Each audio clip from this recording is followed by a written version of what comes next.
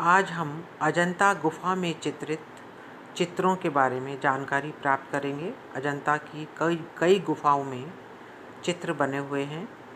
सबसे पहले हम गुफा नंबर 1 के चित्रों के बारे में पढ़ेंगे। गुफा नंबर 1 में सबसे महत्वपूर्ण चित्र अवलोकितेश्वर का है, जिसे पद्मपाणि बोधिसत्व भी कहा जाता है। इस नाम से ज्ञात होता है कि वे भगवान जिनकी दृष्टि नीचे की तरफ अर्थात दुखी दरिद्र व्यक्तियों की तरफ हो। पद्मपाणि इसलिए कहा गया क्योंकि इनके दाएं हाथ में नील कमल है और चेहरा आदर्श रूप है, जिसको देखने से लगता है कि संसार की सभी चिंताएं उनको घेरे हुए है। वे सांसारिक दुखों पर, चिंताओं की मुक्ति पर लीन हैं, जो विचारों की गहनता व चिंतन व्यक्त करते हैं। इनकी भौएं धनुषाकार, नेत्र कमल के समान, विशाल बाहु हाथी की सूंड के समान है। इस चित्र में कलाकार ने इन सभी को प्रस्तुत कर एक आदर्श रूप प्रतिपादित किया है। चेहरा अंडाकार है, जो शांत व गंभीर मुद्रा के लिए बनाया जाता है। कंधे पुष्ट हैं, अर्थात आदर्श मानव के सभी गुण चेहरे में प्रतिबिंबित होते हैं। गले में पड़ी हुई मुक्तक की माला को लहराते हुए दिखाया है। मुकुट में नीलमणि चमकती हुई दिखाई गई है। सिर पर भारी मुकुट, गले में हार व हाथ में बाजूबंद देखकर आभास होता है कि बुद्ध पिछले जन्म में एक राजा के रूप में थे। इस चित्र की विशेषता है कि उनके शरीर की लचक बड़ी लयपूर्ण रूप में है, जो अंग्रेजी के अक्षर एस के रूप में है, जिसे त्रिभंग मुद्रा कहा जाता है। बोधिसत्व का एक और चित्र, जिसे वज्रपाणि कहा जाता है, जिसमें बोधिसत्व को राजकुमार के रूप में सिर पर तिकोना मुकुट पहने व बहुत से गहने पहने दिखाया गया है। इसी गुफा में एक और चित्र है, जो गुफा की बाईं दीवार पर बनाया गया है। यह चित्र मार विजय का है। इसमें कामदेव ने अपनी पूरी सेना के साथ बुद्ध को घेर रखा है। इन सेनाओं में से कुछ आकृतियां बहुत डरावनी और कुछ बहुत सुंदर अप्सराओं के रूप में अंकित हैं। देखने पर ऐसा प्रतीत होता है कि बुद्ध की तपस्या भंग करने के लिए उनको मोहित करना चाहते हैं। ये सभी आकृतियां अपने अपने कर्मों में व्यक्त दिखाई गई हैं, परंतु इन आकृतियों का बुद्ध पर कोई प्रभाव नहीं पड़ता।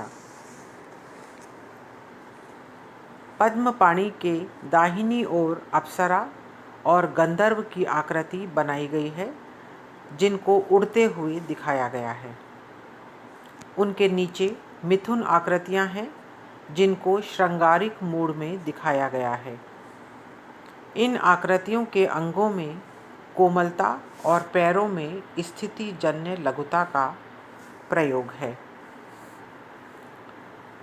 इस गुफा में महाजनक जातक के भी अनेकों चित्र हैं। चित्र में राजा दुखी मुद्रा में बैठे अपने राज त्याग करने की बात सोच रहे हैं। इस चित्र में राजा के पास रानी भी बैठी हुई दिखाई गई है। संभवतया रानी को ही अपनी राज त्याग करने का विचार बतला रहे हैं। उनके पास अलग अलग मुद्राओं में सखियां व दासियां खड़ी हैं। इसी गुफा में एक अन्य चित्र में राजा और रानी बैठे हैं और विभिन्न वादक व नर्तक उनको प्रसन्न करने के लिए अपनी कला दिखा रहे हैं। इसमें स्त्रियों को बांसुरी बजाते हुए और दो आकृतियों को ढोलक बजाते हुए दिखाया गया है। एक अन्य चित्र में राजकुमार किसी संत से धर्मोपदेश ग्रहण कर रहे हैं। अगले चित्र में राजकुमार के अगला चित्र राजकुमार के गृह त्याग का है, जिसमें प्रदर्शित है कि राज दरबार के फाटक से निकलते हुए हाथी के सिर पर छत्र सुशोभित है। उनके पास दूसरे रक्षक घोड़ों पर अंकित किए गए हैं, जिनके हाथों में तलवार दिखाई गई है। इसके साथ ही दूसरे बहुत से व्यक्तियों को भी दिखाया गया है। इस गुफा में महत्वपूर्ण बात यह है कि मुख्य रूप से मानव आकृतियों को ही बनाया गया है, परंतु गुफा की छत को बनाने के लिए मानव आकृतियों का प्रयोग न करके अलंकारिक आलेखन का प्रयोग किया गया है, जिसमें सुंदर अलंकरण, बेल, लताएं, फूल पत्तियां व पशु पक्षियों का अलंकारिक प्रयोग बहुत सुंदर ढंग से किया गया है। इनके रंग अभी तक चमकते हुए दिखाई देते हैं, जैसे कि हाल ही में इन्हें चित्रित किया गया हो। अलंकारिक चित्रों में कमल की डंडियों पर से भागते हुए हाथी का चित्रण बहुत सुंदर व सजीव हुआ है। इसके अतिरिक्त इस गुफा में पशुओं का बहुत वास्तविक चित्र देखने को मिलता है, जिसमें 2 बैल परस्पर लड़ते हुए दिखाए गए हैं।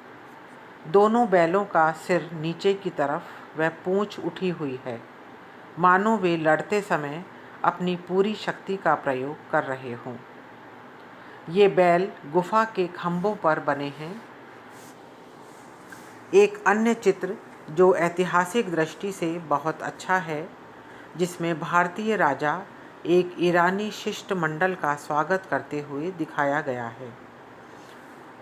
इस चित्र के बारे में कुछ विद्वानों का मत है कि यह राजा चाणक्य वशीत राजा पुलके सिंह द्वितीय का है और इस मंडल ईरान के राजा खुसरो परवेज के पास में आया हुआ है। यह घटना 626 ईस्वी से 628 ईस्वी के मध्य की है। इसमें चित्रित घटना के आधार पर इस चित्र का समय निर्धारित किया जा सकता है। चित्र में दूत समूह की वेशभूषा, विशेषकर टोपी को देखने से लगता है कि ये ईरानी हैं। इसके अतिरिक्त पास में एक सुंदर स्त्री बैठी है व जमीन पर 2 सेविका बैठी हुई हैं, जिनमें एक के हाथ में शराब की प्याली दिखाई गई है। कुछ आलोचक इस चित्र को राजकुमार खुसरो और उनकी धर्मपत्नी का मानते हैं। अब अजंता की दूसरे नंबर की गुफा के बारे में हम जानेंगे। इस गुफा का एक महत्वपूर्ण चित्र राजा किसी स्त्री को सजा देता हुआ है। इस कोमल अंग वाली स्त्री का पूरा शरीर राजा के चरणों में झुका हुआ दिखाया गया है, जिसे देखकर प्रतीत होता है कि मानो दया की भीख मांग रही हो। राजा का चेहरा क्रोध से विकृत है, आंखें तनी हुई, भौहें ऊपर उठी हुई हैं। आसपास 2 नारी आकृतियां डर के पीछे की तरफ भागती हुई दिखाई गई हैं। इस कथा के पास गौतम बुद्ध का अंकन शांति वादन के रूप में हुआ है। इनके तेज से सारा ब्रह्मांड चमक उठा है। स्त्री के संपूर्ण शरीर की आकृति व रेखा प्रवाह ऐसा बना है जैसे वह स्वयं अपने को भूमि में आत्मसात कर देना चाहती है। चित्र के पीछे का हिस्सा झड़ा हुआ है, जिस पर पुनः प्लास्टर किया गया है तथा आसपास के जिन व्यक्तियों को बनाया गया है उनके भाव को देखकर लगता है कि आसपास के व्यक्ति भयभीत हैं। इसी गुफा में एक अन्य चित्र गणना करती हुई स्त्री का है, जिसमें एक स्त्री खंबे के सहारे खड़ी दिखाई गई है। उस स्त्री के एक पैर को स्वाभाविक ढंग से पीछे की ओर मुड़ा हुआ तथा हाथ व पैर की मुद्रा यह व्यक्त करने में सक्षम है कि मानो वह स्त्री किसी बात की गणना कर रही है। इस स्त्री के लिए कुछ व्यक्तियों का कहना है कि यह बुद्ध की माँ महामाया है। यह आकृति बहुत सुंदर, कोमल और लतिका के समान है। इस आकृति की अजंता के श्रेष्ठतम चित्रों में गणना की जाती है। जैसा कि अजंता के चित्रों की विशेषता है कि आँखों व हाथों का भाव इतना सुंदर है जिसको देखकर अनुमान लगा सकते हैं कि चित्र के पीछे का भाव चित्र मूक होने पर भी उसमें पूरी भावना की अभिव्यक्ति होती है।